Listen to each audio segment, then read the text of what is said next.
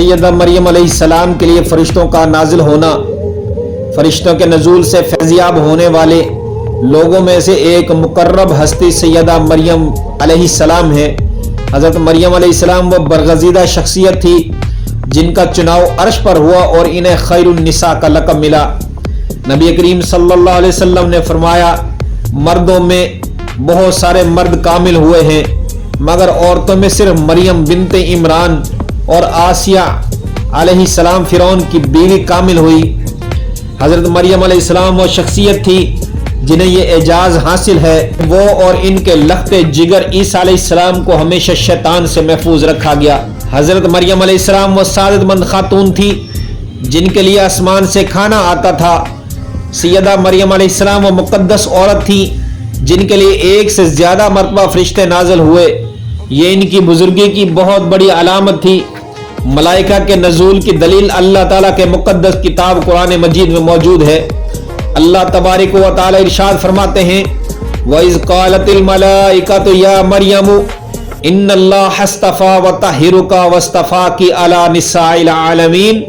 और जब फरिश्तों ने कहा, ए मरियम, अल्लाह ताला ने तुझे बरगज़ीदा कर लिया है और तुझे पाक कर दिया और सारे जहानों की औरतों में से तेरा इंतखाब कर लिया।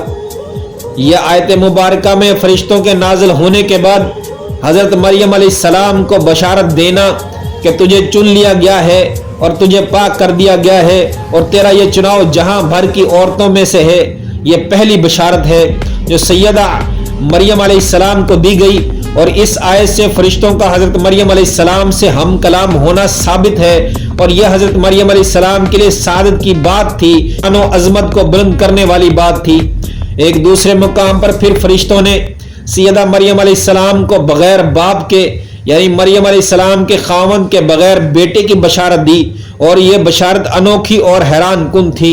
इरशाद बारी ताला है, जब फरिश्तों ने कहा, ए मरियम, अल्लाह ताला तुझे अपने कलमे की खुशखबरी देता है जिसका नाम मसीह ईसा इब्ने मरियम है, जो दुनिया और आखिरत में साहिब इज्जत है और वो मेरे मुकर्रबीन में से है और वो लोगों से अपने गहवारे में बातें करेगा और उधेड़ उम्र में भी, और वो नेक लोगों में से होगा। सैयदा मरियम अलैहिस्सलाम के लिए फरिश्तों का यह नज़ूल दूसरी मरतबा था। हज़रत मरियम अलैहिस्सलाम के पास तीसरी मरतबा भी जिब्राइल अलैहिस्सलाम आए।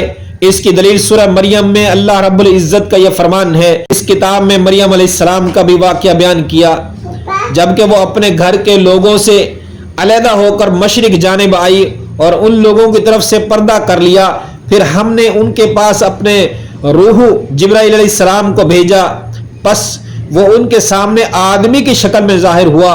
यह कहने लगी, मैं तुझसे रहमान की पनाह मांगती हूँ, अगर तू कुछ भी अल्लाह का खौफ, अल्लाह से डरने वाला है, अल्लाह का खौफ रखने वाला है। उसने जवाब दिया, मैं तो अल्लाह का भेजा हुआ कासिद हूँ, तुझे एक पाकीज़ा लड़का देने आया हूँ। कहने लगी, भला मेरे यहाँ बच्चा कैसे हो सकता है, मुझे तो किसी इंसान ने छुआ तक नहीं और ना मैं बदकार हूँ।